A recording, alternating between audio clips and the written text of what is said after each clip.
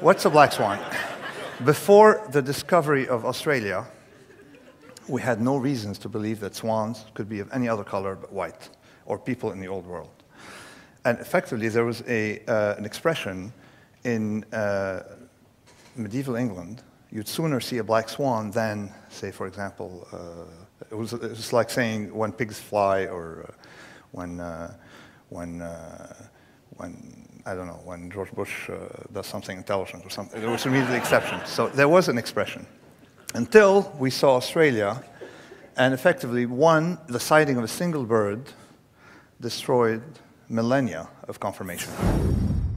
So the black swan idea is that even the whole world, the large majority of the world's population, could firmly believe that all swans are white.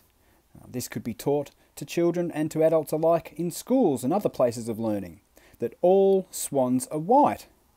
And all it takes is one black swan to shatter that firmly held belief, to prove that all swans are not white. Here's a black swan. Now today, the vast majority of the world's population believes that we live on a spinning space monkey water ball hurtling through an ever-expanding gas-repellent vacuum universe. And they use such proofs and evidences as boats going over the horizon is proof that we live on a spinning water ball hurtling through an ever-expanding gas-repellent vacuum universe. And that the horizon, the place where the sky appears to meet the land, is in fact the leading edge of said spinning space monkey water ball hurtling through an ever-expanding gas-repellent vacuum universe. Now this is taught to children and adults alike in schools and other places of learning as absolute fact. Here, I'll let this lady explain it to you. This is one of the things I really enjoyed teaching my own astronomy class about, because there are proofs all around you. It is not difficult to know that the Earth is round. In fact, people have known this for way more than 2,000 years. The ancient Greeks actually had a number of really elegant, wonderful proofs that the Earth was a sphere. So let's start from the simple to the slightly more complicated. One of the things you can see yourself with a pair of binoculars is if you actually go out to a lake and there are boats on that lake, the farther away a boat is, the more the bottom of the boat will disappear, and you'll basically just see the mast of the boat. And as a boat goes farther and farther away, the last thing you will see is the very top of the mast of that boat. And that's because the boat is actually going over the horizon that's curved. And that means that as it goes farther and farther away, you see less and less of the bottom of it and more of the top of that. You can see that with binoculars, by an ocean, by a lake. It's really easy. That wouldn't happen if the Earth were flat. So just as we were taught in school, and just as children today are being taught in school, boats disappear when they go over the horizon because they are in fact going over the curve of the spinning water ball Earth. That the horizon is in fact, as far as we can see, because we live on a spinning water ball. That the horizon is in fact the leading edge of the ball in which we live atop. And here's a visual representation given by Nathan Oakley. So simple that even children could understand. We've got a ball, and we've got what I'm going to claim is a boat. We're going to take this boat and put it on the ball. So obviously visible for you at this point. Now, when it gets to the point that it is over a certain point, I'm going to look over so I can see my camera and monitor what I'm doing. At this point, oh, you can't see it, the audience can. Just bear with me.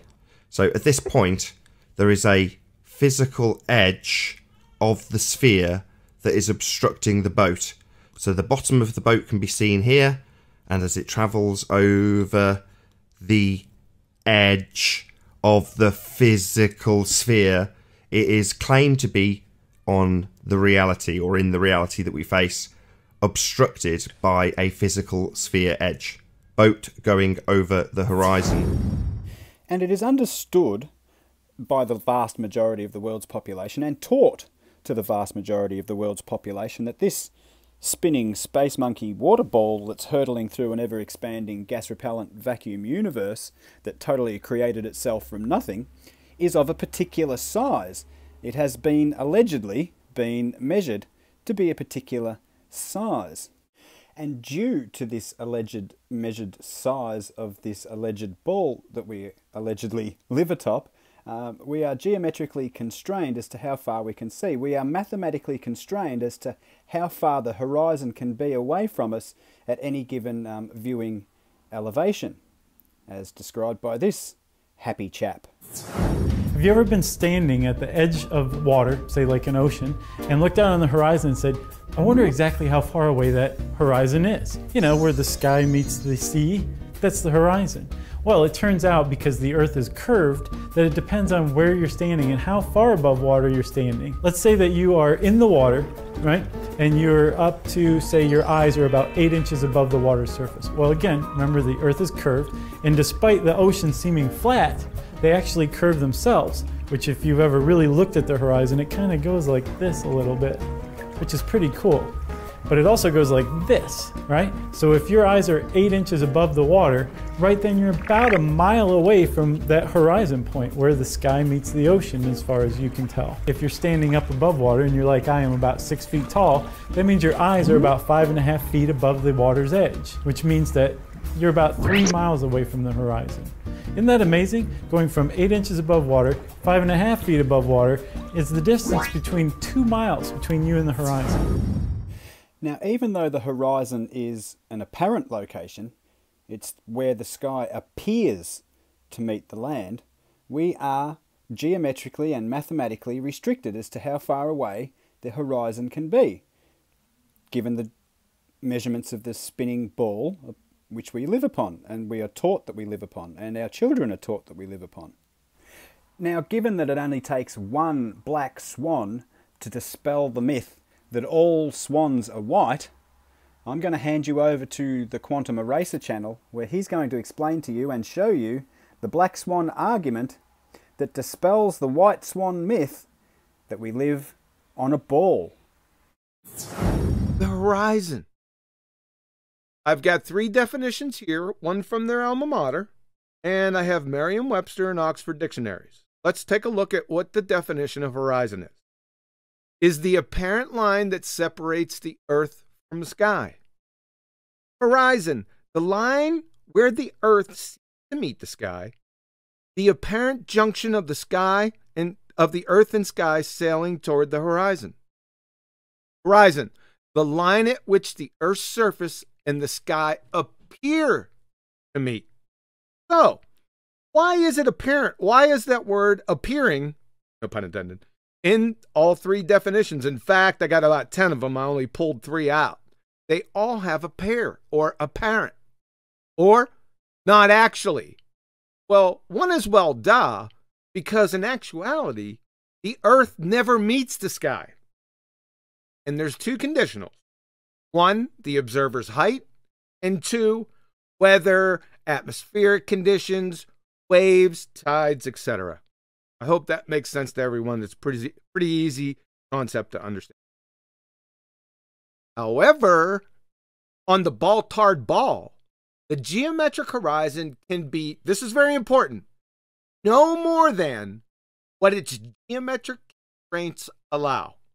That's based on observation's height, or the observer's height, and the radius. Right? This is very important. Can be no more than. I think this is lost on a lot of people. They forget about this.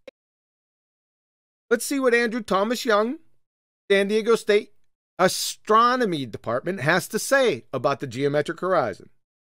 If h is in meters, that makes the distance to the geometric horizon 3.57 kilometers times the square root of the height of the eye in meters, or about 1.23 miles times the square root of the eye height in feet. As I said before, the horizon could be closer for a myriad of reasons. It doesn't matter, but it cannot be, under any circumstances or conditions, greater than 1.2 miles times the square root of the eye height in feet. Any questions on that? I didn't think there would be. That's pretty cut and dry. If the Earth is a sphere with a radius of 39.59 miles, then every horizon distance measurement must be no more than 1.225 times the square root of the observer's height feet. That's the geometric horizon. Folks, take a look at the Black Swan. The observer's height in this particular photo was 1 foot. Distance to the horizon is greater than 9.41 miles. How do we know that? Well, the second platform right here is 9.41 miles away from the observer. Somebody needs to put their mic on mute. Thank you. The distance to the horizon is greater than 9.41 miles. Like I said, we can see that right here. The horizon is behind platform habitat, which is at 9.41 miles. Right? The distance to the horizon maximum for a sphere with a radius of 3959 miles at this observer height, 1 foot, is 1.22 miles. Even if BMLSB 69 was at 5 feet observer's height in this photo, the maximum distance to the geometric horizon would be 2.73 miles. Well before platform Hill House, the first platform. Even if he was at 35 feet, the maximum distance to the geometric horizon would be 7.24 miles. That means it would be in between platform Hill House and platform habitat. Does everyone understand this? It's rhetorical. Pretty simple. This photo is impossible on a sphere Earth with a radius of 3959 miles. Just impossible. It's it. It's the Black Swan. The argument. Here it is. Modus tollens. If P, then Q. Not Q, therefore not P.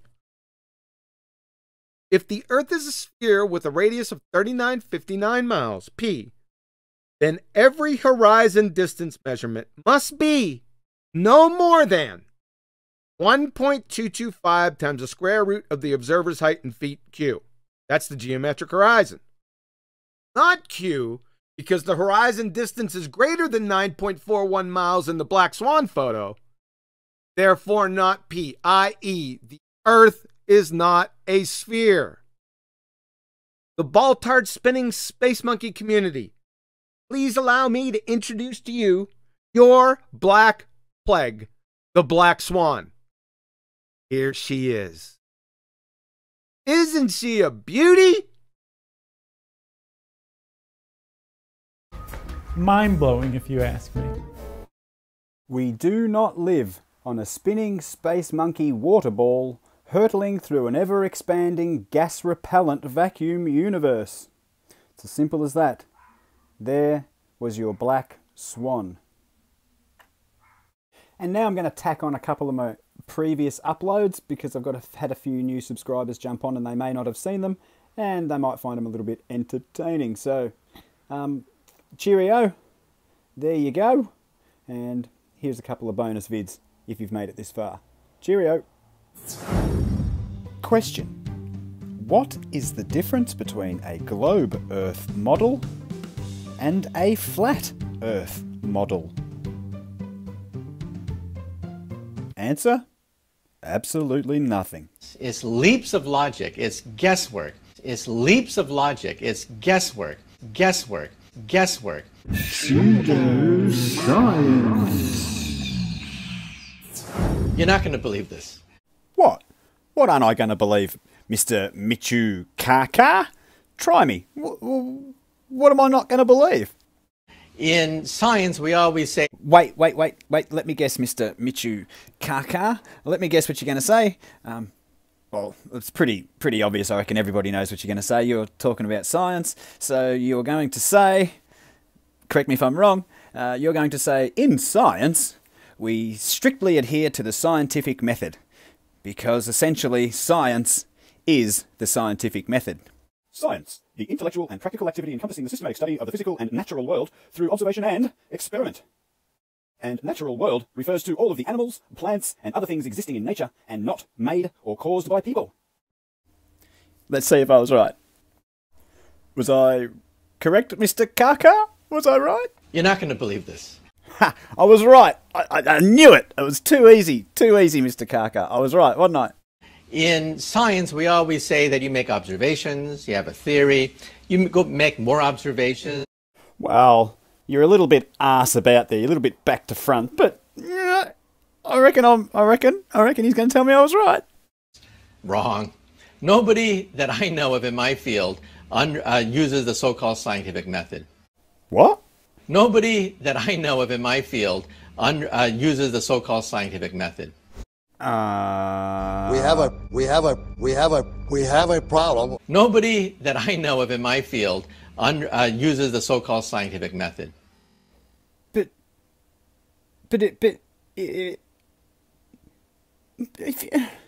if you're not doing science guy, what are you doing? In our field, it's by the seat of your pants. It's leaps of logic. It's guesswork. It's guesswork. It's leaps of logic. It's guesswork. Wait a minute. What are you saying science is? In our field, it's by the seat of your pants. It's leaps of logic. It's guesswork. Guesswork. Guesswork. I see where I went wrong. Michio Kaku is an author and a theoretical physicist. How could I be so stupid? I should just write there, Michio Kaku makes shit up and writes shit down. That's what I do for a living. That's my day job. Yeah, but the problem with that is that people out here that don't do a lot of thinking or research or whatever, they think you know what you're talking about. And when you start babbling on about extra dimensions and string theory and all this other bullshit that cannot be proven in 100 million bloody years with anything, because it's bullshit that you just made up, pulled out of your ass, you and your buddies. That's what I do for a living. That's my day job. But seriously, have a listen to just how deluded this guy. He is chasing down the theory, a total misappropriation of a scientific term. He is chasing down the theory of everything. Michio Kaku, what is the theory of everything?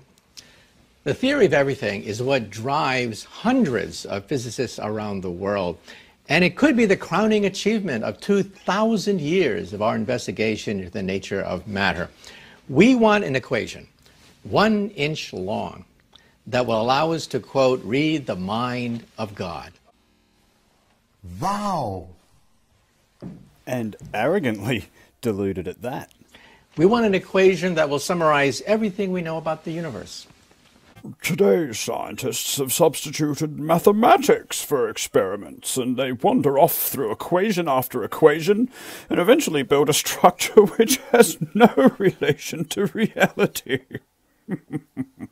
So it should say down there, author and theoretical physicist / pseudoscientist, because that's what he's doing. He's just peddling pseudoscience. He cannot validate any of these wild claims like a mathematical equation to be able to read the mind of God. You're not going to find God in maths. You're looking in the wrong place. But that's the grand delusion. That's the arrogant delusion of these theoretical pseudoscientists who just make shit up, write it down, and teach it as though it is fact. Pseudoscience? What are you talking about, pseudoscience? Pseudoscience consists of statements, beliefs, or practices that are claimed to be both scientific and factual but are incompatible with the scientific method. Pseudoscience. A system of theories, assumptions, and methods erroneously regarded as scientific. Pseudoscience. A collection of beliefs or practices mistakenly regarded as being based on scientific method.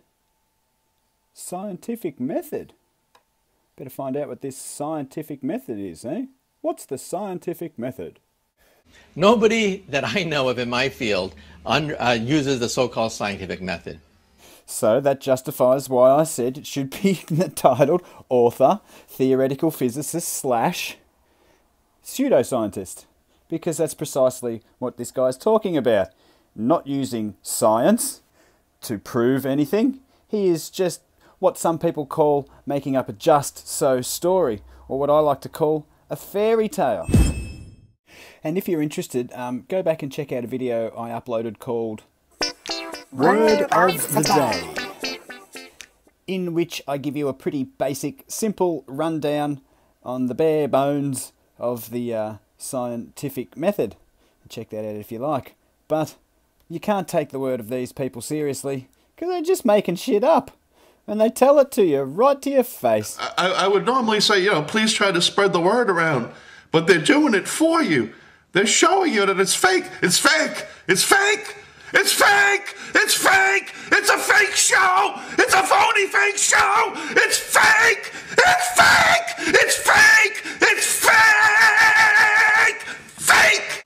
Nobody that I know of in my field uses the so-called scientific method. In our field, it's by the seat of your pants. It's leaps of logic. It's guesswork. It's leaps of logic. It's guesswork. Guesswork. Guesswork. Pseudoscience. That's what I do for a living. That's my day job.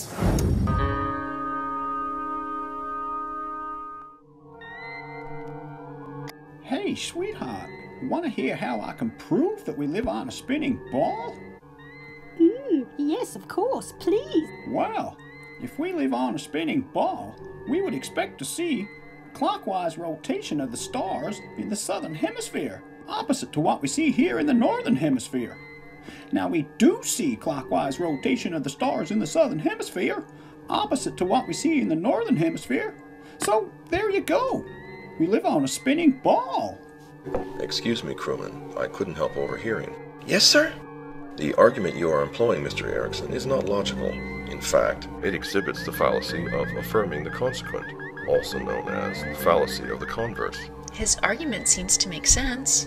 That may be so, but the form of the argument is invalid. Affirming the consequent is the formal fallacy of inferring the converse from the original statement. Arguments employing this error have the general form, if P, then Q. Q, therefore, P. For example, I just ate 5 large Klingon pizzas. P. And now I am feeling very full. Q. I am feeling very full. Q. Therefore, I must have eaten 5 large Klingon pizzas. P. When in fact, I could have eaten anything. Now perhaps you can come up with another example. Well, when you have the flu, you'll get a sore throat. Since you clearly have a sore throat, you must have the flu. If P, then Q. Q, therefore, P. In your statement, you suggest if one has the flu, then they have a sore throat. Given that they have a sore throat, therefore, they have the flu. But having the flu is clearly not the only cause of a sore throat, since many conditions can lead to throat irritation. The same thing would apply to your star rotation statement. There could be various reasons as to why the stars appear to rotate in one direction as opposed to another. But rest assured, all stars traverse the sky from east to west, regardless of where you are situated upon the world. Even if an argument seems to make sense, it cannot be valid unless the form is valid and that it does not exhibit one of the logical fallacies, such as affirming the consequent or the fallacy of the converse. It's only logical.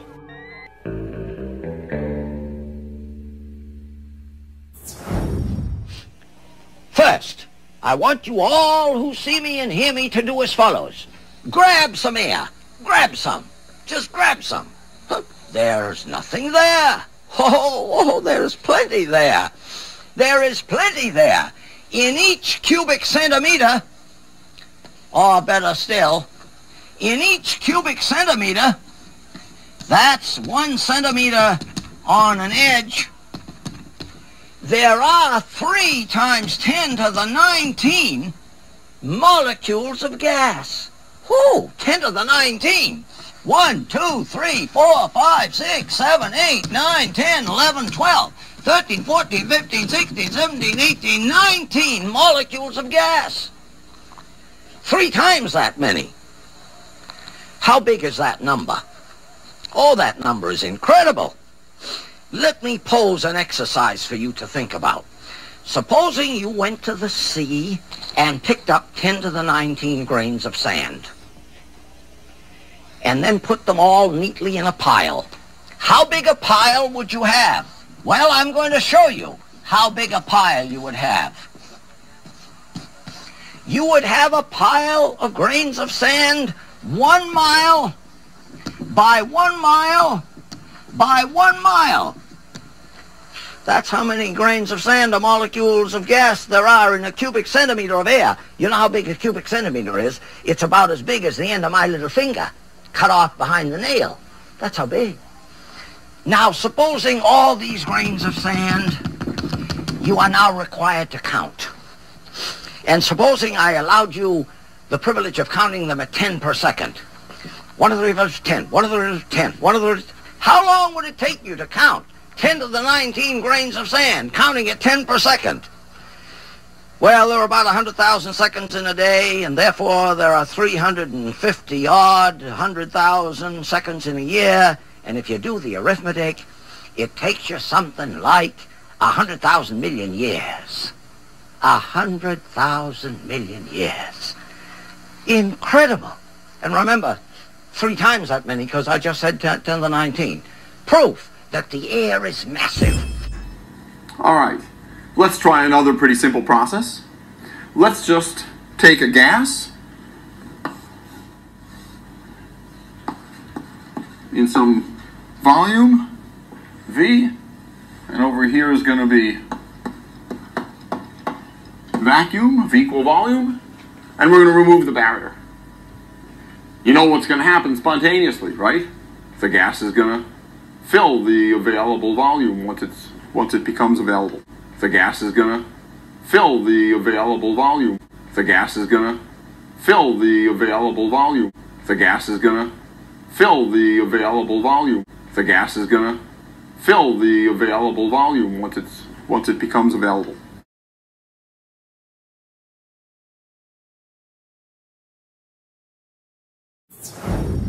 It's fantastic to be here at NASA's headquarters, the real imagination, because much is said about Apollo 11, but I've got to tell you, my favourite is Apollo 13. And I've said that before in my own country.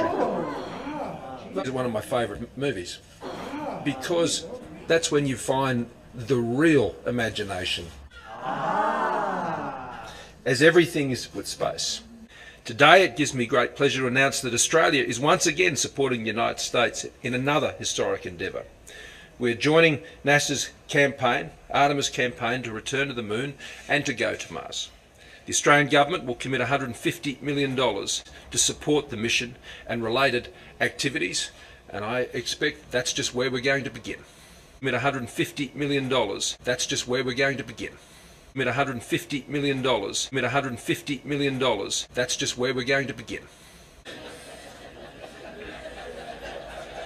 The Australians particularly get that. Because that's just where we're going to begin. This can be developing automation systems that could support exploration of the moon. That's when you find the real imagination. Or be used in the Gateway. That's the spacecraft that will orbit the moon as a home base for astronauts. Imagination. Creating Australian components on space and lunar vehicles. Flying cars? Cool. We'll be able to drive to the moon. And space elevators will be a thing by then too. But when the aliens that started life on this magical, spinning, super-evolved monkey man habitat that totally created itself from nothing, speck of dust hurtling through an infinite and ever-expanding, near-perfect, gas-repellent vacuum universe that totally created itself from nothing, return and share all their amazing technology with us, we could just simply step out through a Stargate and be there instantly. That'll be much better than the teleportation system that we're no doubt going to create in the near future. And just wait till the wormhole technology finally arrives. I mean, we have the maths for it, but we're not scientifically advanced enough to be able to produce it just yet. But we'll be able to travel almost instantly to anywhere in the previously mentioned universe simply by bending the fabric of space-time. Space-time's a real thing, you know. Real. Tangible, observable, manipulatable, testable, don't you know? Now, I'm not educated enough to show it to you, But I'm sure someone with an extensive education can show it to you in a complex mathematical equation. That's where space-time is, in maths. Mathematics is so amazing, you can do anything in maths. In fact, it's my understanding that in the super-duper scientific sciences of cosmology and astrophysics and stuff, that if you divide a number by 0, you get infinity. I wonder if I multiply my bank balance by 0, or if I'll get infinity dollars. Don't know, might pop down the bank and ask them. Man, space is amazing. Maths is amazing. The modern understanding of science is just amazing. Just like cartoons, absolutely anything is possible. But unlike cartoons, this is real. Totally real. Not simply clever just so stories, and definitely not a religion. Not a religion at all. You don't need an imagination to be in a religion, you just get told what to believe in a religion. But modern science, on the other hand, is where the imagination comes to life. Like in the movies, but more real. I should more accurately phrase it like, modern science is where the imagination comes to life through the magic of mathematical interpretations. It's truly incredible stuff. Sorry to babble on and on, I just can't help it. I just get so excited thinking about how real modern sciences like astrophysics are. The fact that I could dream it and maths could make it real mathematically, I find truly astounding, and I simply can't fathom why some people have an issue with it. I mean, we clearly live on a spinning ball, as mentioned previously. There's evidence everywhere, because scientists tell us that there is. And if people are too stupid to accept what experts in mathematics say about the nature of the world we live in, well, that's up to them.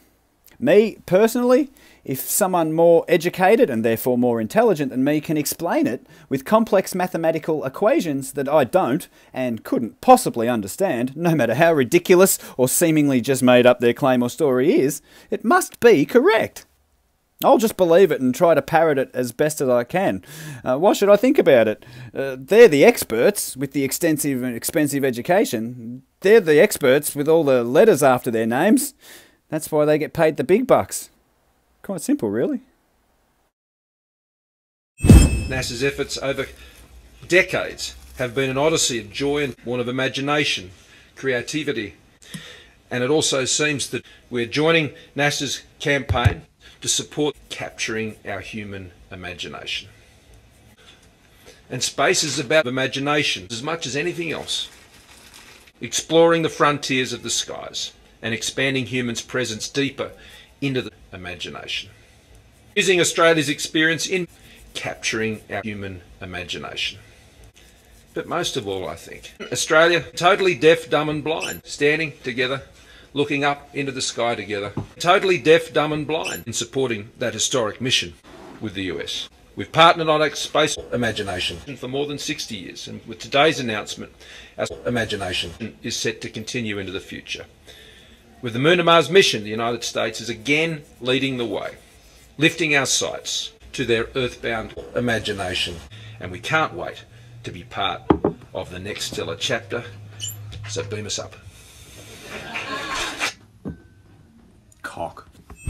How like the donkey will like never question why the carrot dangling in front of it's never getting closer, like we'll just fucking keep on walking. And you try and tell that donkey, you're like, hey man, do you realise like there's like a rod and like a string there? So mate, I don't have fucking time for conspiracy theory shit.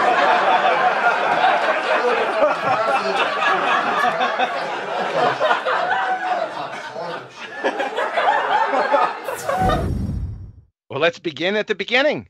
Gas pressure, right? This is the single most devastating argument against the heliocentric spinning ball space monkey religion. Just gas pressure, that's it. It implodes the fallacy, model, right at its core. The best part, that's not the best part. An incoherent first grader can stand against the premier physicists of the world and defeat any assault within seconds in between iterations of Candy Crush. That's how great this argument is, right? and it's very easy. So let's begin. We'll start off with Elmhurst University with the kinetic molecular theory explanation of Boyle's gas law. Observations about pressure may be explained using the following ideas. The rapid motion and collisions of molecules with the walls of the container causes pressure, force on a unit area. Pressure is proportional to the number of molecular collisions and the force of the collisions in a particular area. The more collisions of gas molecules with the walls, the higher the pressure. We all know this. They said it. We know it. It's not a big deal. Everyone knows this. It's not a big secret, right? But let's go to Chem Libra and see what they have to say. Pressure is caused by gas molecules hitting the walls of the container. With a smaller volume, the gas molecules will hit the walls more frequently, and so the pressure increases. So the necessary antecedents that cause gas pressure are simply, number one, the rapid motion and collisions of molecules. Collisions with what? Well, the walls of the container. This is quite elementary. Take either number one or number two away, and you don't have gas pressure. It's just that simple. No amount of linguistic or mathematical acrobatics will change it. So say bye-bye now to your ball-tard spinning space monkey religion.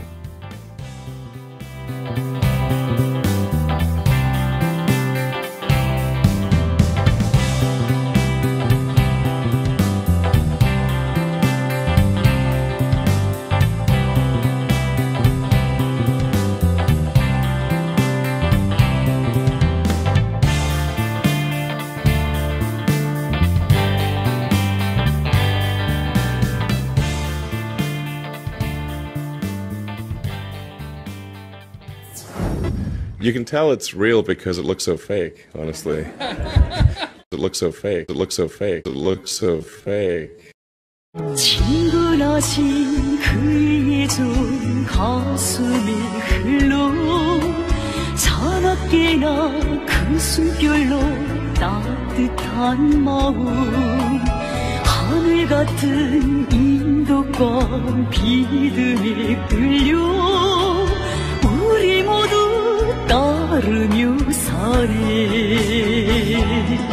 그의 없인 못 살아 김정은 동지 그의 없인 못 살아 우린 못 살아 우리의 운명 김정은 동지 그의 없으면 우린 못 살아 천만의 청대 전사들을 선군혁명의 길에서 생사고락을 함께하는 동지의 전우로 굳게 믿어 내세워주시는 경의하는 최고 사령관 동지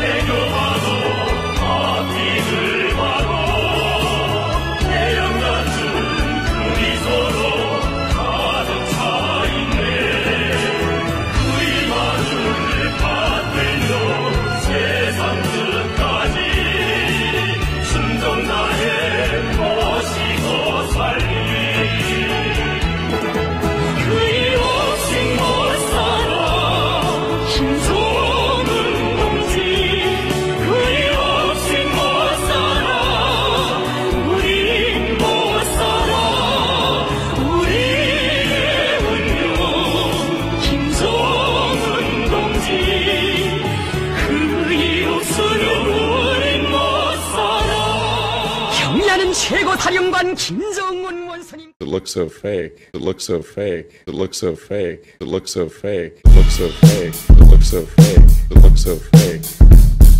It looks so fake. It looks so fake. It looks so fake. It looks so fake. 3, 2, 1.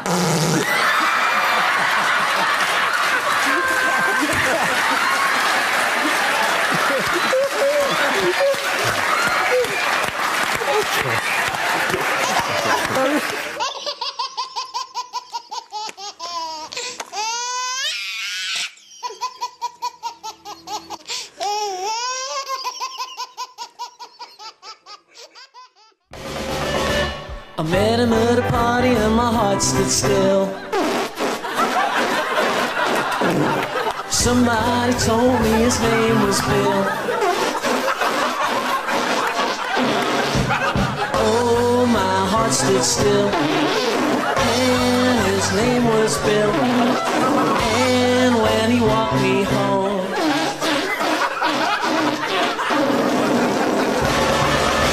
he knew what he was doing when he caught my eye. He looked real quiet, but my oh my. Oh, he caught my eye. Oh my, oh my. And when he walked me home,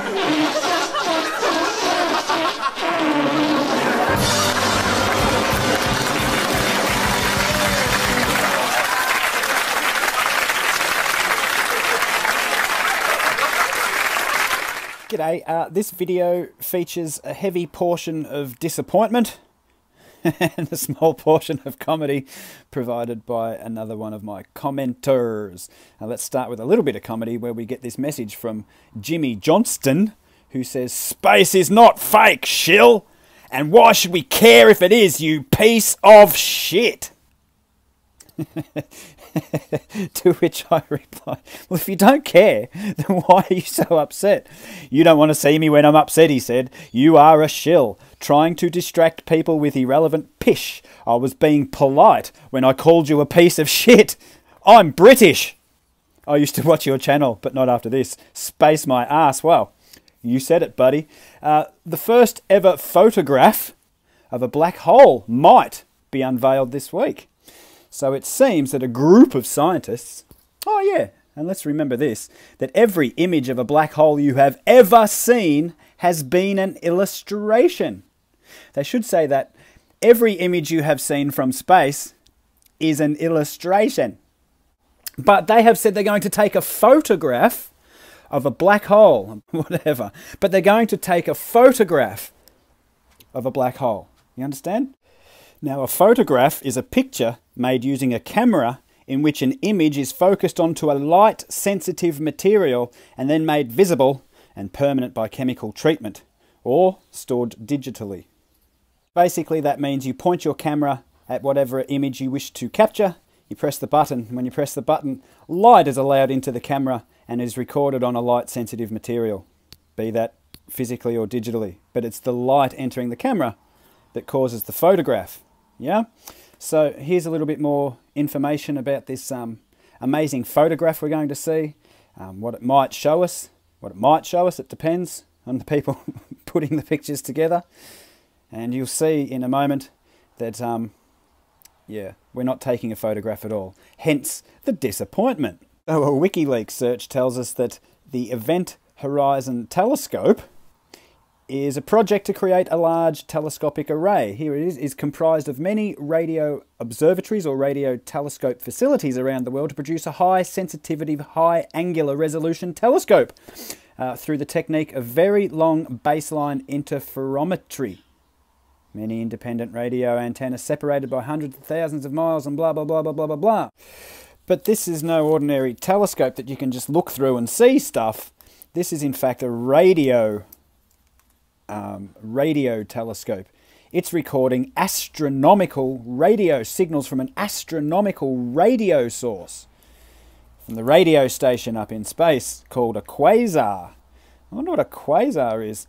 More gobbledygook to me. But this quasar is apparently an extremely luminous active galactic nucleus, and it has been theorized, in other words speculated or guessed at or made up, that most large galaxies contain a supermassive central black hole with mass ranging from millions to billions of times the mass of our sun. We don't even know the mass of our sun, so how can we speculate on the... It doesn't matter. And there's some idiot's going to tell me, we know exactly how big the sun is and how much it weighs. We know how much the earth weighs. No, we don't. It's just been speculated and guessed at, or as they put it here, theorized. It's basically, the data is collected. So it's basically, we're collecting radio signals, and then they'll all be flown back to a central location where they'll all be put together to create this high angular photograph. So it's not in fact a photograph at all. The best way I see it and can understand it is that it's just going to be another composite image put together from a collection of data points, not a photograph. Anyway, Jimmy Johnson, space is fake, but you don't care, right? But you just had to make an abusive comment in all caps because you don't care. You're funny. Space is fake, Mr. British, whether you like it or not. And I remembered one little call that he put up there where he said it himself. Actually, Mr. Jimmy Johnson, Mr. British, you said it for me. Come on, type quicker. Space, my ass. You said it, mate. So here we all are. The whole space-loving world's going to be holding their breath, bated breath, waiting in anticipation for this photograph that is not going to be a photograph. Space is fake.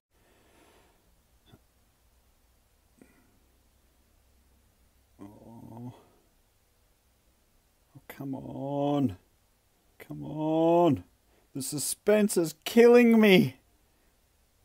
Come on. It's the black hole photograph. How the first photo of a black hole was captured.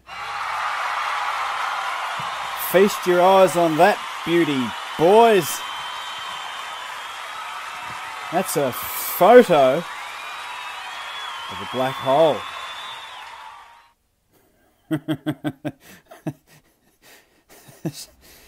I see how they made this photo of a black hole. I told you it was garbage.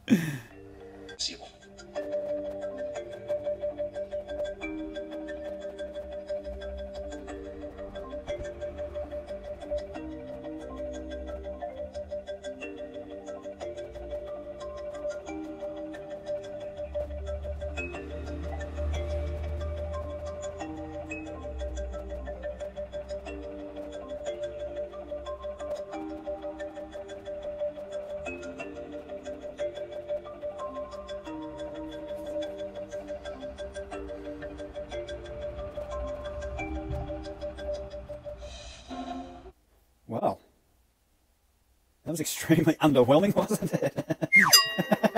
Told you it was going to be a load of garbage. Oh, unbelievable! This will have people frothing at the mouth. Oh, we can see the black hole. Hang on, let's run that garbage through again. Thanks, CNN. Oh, shit. How the first photo of a black hole was captured. This is the first ever photo of a black hole. Okay, if you say so. It brought tears to this woman's eyes. It brought tears to my eyes, tears of laughter. I'm sure the tears it brought to her eyes were tears of disappointment. The Event Horizon Telescope Collaboration, or EHT, presented what they call a groundbreaking result. Or let me rephrase that. Presented what they call a groundbreaking result. This guy said he was able to see what they didn't think they would ever be able to see. Amazing. And then it goes on to show us a whole bunch more CGI pictures and things showing how scientists combined the power of 8 radio telescopes around the Earth. And this effectively creates a virtual telescope about the same size of the... Ah, there's Tidor's picture. That picture there proves that space is real, according to Tidor. Oh, and photosynthesis also proves it's real. And then they show us a picture like the one I showed you of the Star Wars galaxy to make it look all ridgy-dig. We get a little bit more CGI now. If this little bit here, see, they know exactly how a black hole works and all of that stuff. They know all the ins and outs of a black hole. I'll bet you that they've even got equations for it, you know, so we can see how these beautiful CGI pictures actually work in the real deluded mind, in the real life, which raises the question, if they're unable to have ever seen one before, how on earth can they know exactly how one works with all the ins and outs and have all the equations and tell us what exactly happens inside one if they've never been able to actually see one before? Doesn't really make too much sense, does it? And that reminds me, I learned a new word recently, so let's play a little game of Word of the Day. Yeah, let's play a little game of Word of the Day. So let's play. Today's word is paracosm. A paracosm is a detailed imaginary world. Paracosms are thought to generally originate in childhood and to have one or numerous creators. The creator of a paracosm has a complex and deeply felt relationship with this subjective universe, which may incorporate real-world or imaginary characters and conventions. Or a prolonged fantasy world invented by children can have a definite geography and language and history. It's a type of a fairyland, a fantasy world, something existing solely in the imagination, but often mistaken for reality. I consider space to be a paracosm. It's an imaginary world. It's been created by numerous creators. However, it hasn't been created by children, as that second definition suggested, but I would suggest that it has been implanted in children, and then it is prolonged, and then implanted in the next generation of children, and then prolonged and expanded upon and added to by multiple creators. Space is a paracosm, an imaginary world, a fantasy world, often mistaken as reality.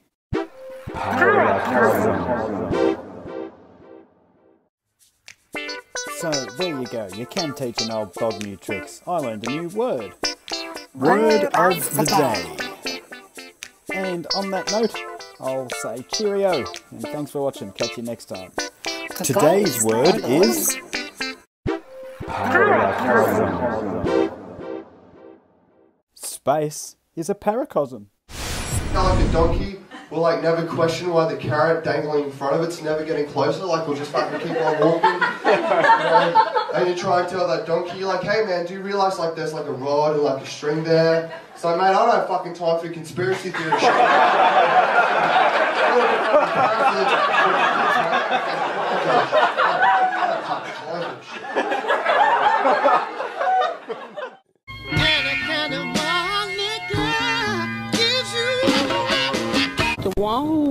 Yeah, thanks, lady. Anaconda malt liquor gives you. You need to shut the fuck up when grown folks is talking. Anaconda malt liquor gives you. Anaconda malt liquor gives you. Now you getting it. Anaconda malt liquor gives you. Gives you what? Anaconda malt liquor gives you.